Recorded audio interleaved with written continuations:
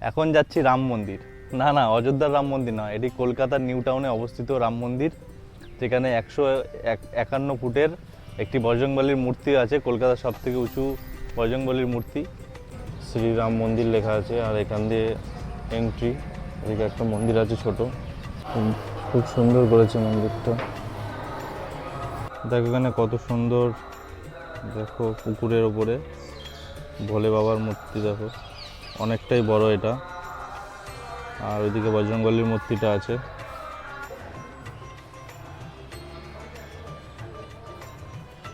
এখানে দেখো মানত করছে নারকেল বেঁধে এরকম কাপড়ে করে এখানে।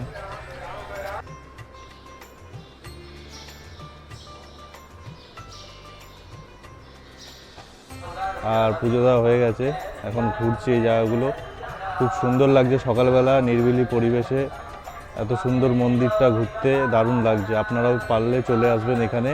তো এখানে কি করে আসবেন, কোথায়, এটা পুরো সম্পূর্ণ তথ্য আপনারা পাবেন। তো ভিডিওটা ভালো লাগলে লাইক করবেন, চ্যানেলটিকে সাবস্ক্রাইব করে পাশে থাকবেন। তো চলুন শুরু করা যাক ভিডিওটা। কলকাতার নিউ টাউনের রাম মন্দির, এটা কলকাতার নিউ টাউনে অবস্থিত এই মন্দিরটি। এই মন্দিরে আপনারা আসবেন কি করে? এই মন্দিরে আসার জন্য শিয়ালদা অথবা হাওড়া স্টেশন থেকে নিউ টাউনের বাস ধরে আপনাদের ইকো পার্ক 4 নম্বর গেটের সামনে নামতে হবে। নামার পর ওখান থেকে 5 মিনিট হেঁটে গেলেই আপনারা পেয়ে যাবেন এই মন্দিরটি। এখানে আপনারা যদি বাইক বা পার্সোনাল কার নিয়ে আসেন সেটা আরও ভালো হয়, এবং তার পার্কিংয়েরও ব্যবস্থা করা আছে সেখানে। তো এখন 7টা বাজে, আমরা পৌঁছে গেছি মন্দিরটার সামনে। আমার পেছনে দেখো আছে হনুমানজির মূর্তিটা এত বড়। আর এখানে বাইক পার্কিংয়ের জায়গা আছে। আর সামনে থেকে ওখান দিয়ে ডালা কেনার যে জায়গা আছে আমি দেখাচ্ছি, চলো। তো ভেতরে যাই, এবার দেখাই তোমাদেরকে পুরোটা। তো চলো যাই। 151 ফুটের এত বড় হনুমানজির মূর্তিটা আপনারা দূর থেকেই লক্ষ্য করতে পারবেন সেটা। আর এই মন্দিরের নিচে আছে এরকম পুজো দেওয়ার সামগ্রিক দোকান। আমি চলে গেছিলাম এই সামনের এই দোকানটিতেই এই দাদার কাছে। এই দাদাকে জিজ্ঞাসা করলাম যে সব থেকে কম দামি কত টাকার ডালা আছে। দাদা বলল 50 টাকা থেকে শুরু, আর তার উপরে আরও আছে 300, 200, 300, 100 অনেক রকমের আছে। আমি নিয়ে নিয়েছিলাম 50 টাকা দিয়ে ডালাটা, নিয়ে পুজো দিতে গেছিলাম ভেতরে। তো চলুন দেখাই আরও। শ্রীরাম মন্দির লেখা আছে, আর এখান দিয়ে এন্ট্রি। এদিকে একটা মন্দির আছে ছোট। টাইমিংটা দেখে নাও, 6টা থেকে 12টা অবধি দুপুর, আবার দুপুর 3টে থেকে রাত্রি 9টা অবধি। প্রথমেই ঢুকে ডান দিকে এটা দেখতে পারবেন আপনারা, রাবণ যখন সীতা মাতাকে নিয়ে হরণ করে নিয়ে যাচ্ছিল তখন জটায়ুর যে ডানা কেটে দিয়েছিল সেই দৃশ্যটা এখানে ফুটিয়ে তুলেছে প্রথমে ঢুকে ডান দিকে।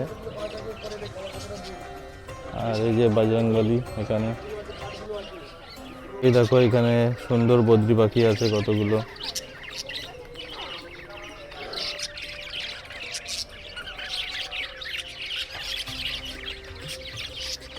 এখানে দেখো মানত করছে নারকেল বেঁধে এরকম কাপড়ে করে। এখানে ঢুকে এই জায়গাটায় সৎসঙ্গ হয়, এই জায়গাটায় এরকম রাম নাম হয়। আরও যাচ্ছি, মন্দিরের মেন গেট এখানটায় দেখো। এবারে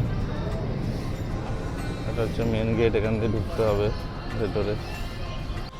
এখানটা এরকম গেটে ঢোকার জায়গাটা, এখানটা এরকম হাত ধোয়ার ব্যবস্থা আছে, অনেকগুলো কলের হাত ধুয়ে আপনারা ঢুকতে পারেন। আর এখানে ওই দিকটায় টয়লেট আছে।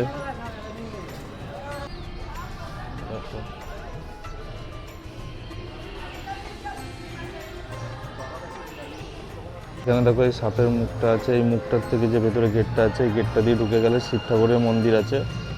আর ওটা দিয়ে এই মন্দির, রাম মন্দিরের ভেতর থেকেও ঢোকা যায়। এদিকটায় মন্দিরের গেট আছে। দেখো এখানে কত সুন্দর মন্দিরটা। এখান দিয়ে গেট, এদিকে মন্দির আছে আরও, এদিকে একটা মন্দির। এটা হচ্ছে মন্দিরের গেট, এখান থেকে ঢুকবো এবার ভেতরে। মন্দিরের ভেতরে ভিডিও তোলা বা ফটো তোলা নিষেধ ছিল, তাই জন্য খুব একটা বেশি তুলিনি। যেইটুখানি তুলেছি আপনারা সেইটুখানি দেখুন।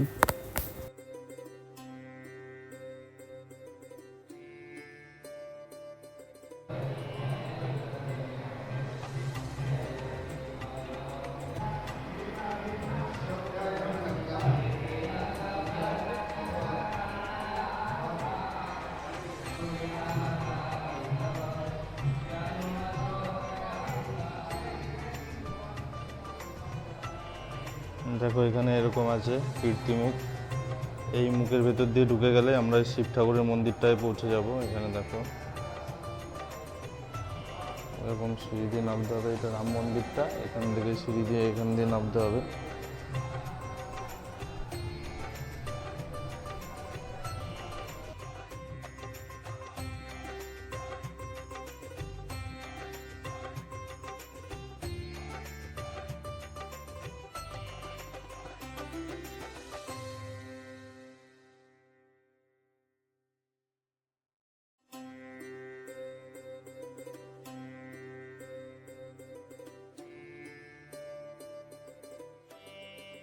মন্দিরটা আছে খাটু শ্যাম বাবার মন্দির, খুব সুন্দর সাজিয়েছে মন্দিরটা। দেখো খুব সুন্দর করেছে মন্দিরটা। একদম এর উল্টো দিকে রাম মন্দিরের পাশাপাশি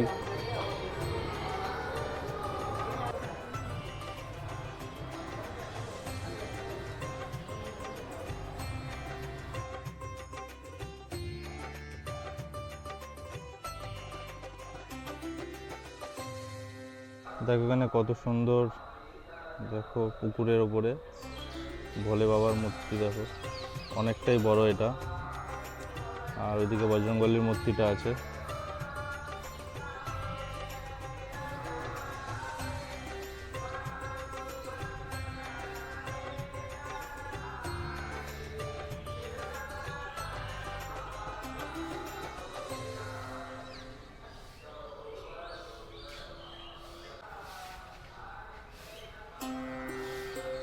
দেখো পুকুরের ওপরে এই ভোলে বাবা ধ্যান করছে। আর এইখানে পুরো সব জায়গায় রাম নাম লেখা আছে। আরও দেখো ভোলে বাবা অনেক মূর্তি আছে। দেখো আর এই যে আমাদের বজরংবলী এদিকে, এটা হচ্ছে সব থেকে উঁচু কলকাতার মধ্যে। আর কলকাতায় এটার থেকে বড় আমি দেখিনি এখনো, জানি না আছে কিনা, থাকলে কমেন্ট করে জানাও তোমরা। এটা 151 ফুটের বজরংবলীর মূর্তি। দেখো এরকম চারিদিকে শিবলিঙ্গ। এখানে আপনারা আসলে একটা বিকাল বা সন্ধ্যাবেলাটায় যদি বিকালের দিকে আসেন, লাইটিং থাকে, আরও ভালো লাগবে। খুব সুন্দরভাবে কাটাতে পারবেন এই জায়গাটায়। আর সকালবেলা এসেছি আমি, এখন বাজে 7:38। দেখো পুকুরের মধ্যে একদম খুব সুন্দর লাগছে। আমার পুজো দেওয়া কমপ্লিট হয়ে গেছে। আর ডালাটা আমি 51 টাকা দিয়ে নিয়েছি। 51 টাকা থেকে শুরু ধরে নাও লোয়েস্ট, আর বাদ বাকি আরও অনেক টাকার আছে। তো আমি 51 টাকার নিয়েছি ওই দাদার দোকান থেকে। আর পুজো দেওয়া হয়ে গেছে, এখন ঘুরছি এই জায়গাগুলো। খুব সুন্দর লাগছে সকালবেলা নিরিবিলি পরিবেশে এত সুন্দর মন্দিরটা ঘুরতে, দারুণ লাগছে। আপনারাও পারলে চলে আসবেন এখানে। আর আপনারা যারা যারা এসছেন তারা কমেন্ট করে জানাবেন অবশ্যই যে যারা যারা এসছেন এই মন্দিরটাতে। তো চলুন ভিডিওটা দেখতে থাকুন। আর পারলে একটু সাবস্ক্রাইব করে দিন, একটু মোটিভেশন পাবো। চেষ্টা করছি করার কিছু একটা। তো সাথে থাকুন, চলুন দেখাচ্ছি। আরও অনেকগুলো দোকান আছে এখান দিয়ে, ধর্মীয় সব বই জিনিসপত্র যা যা থাকে সব কেনার দোকান আছে এখান দিয়ে। আপনারা এসে এখান দিয়ে কিনতে পারেন। দেখো বজরংবলীর এখানে প্রচুর টিয়া পাখি বজরংবলীর গায়ে বসছে, উঠছে। এই দেখো, জানি না কতটা দেখতে পাচ্ছ। তো মন্দিরটা ঘুরলাম, চারিপাশটা খুব সুন্দর লাগলো। আর আপনারা চাইলে আসতে পারেন, এখানে এসে ঘুরতে পারেন, খুবই ভালো লাগবে আপনাদের। তো ভিডিওটা আমি এখানেই শেষ করলাম। এই ভিডিওটা ভালো লাগলে একটা লাইক করবেন, চ্যানেলটিকে সাবস্ক্রাইব করে পাশে থাকবেন। আর এরপরে আমার নেক্সট ব্লগ কেদারনাথের উদ্দেশ্যে হবে। আমি কেদারনাথের উদ্দেশ্যে বেরাবো 2 তারিখে সামনেই।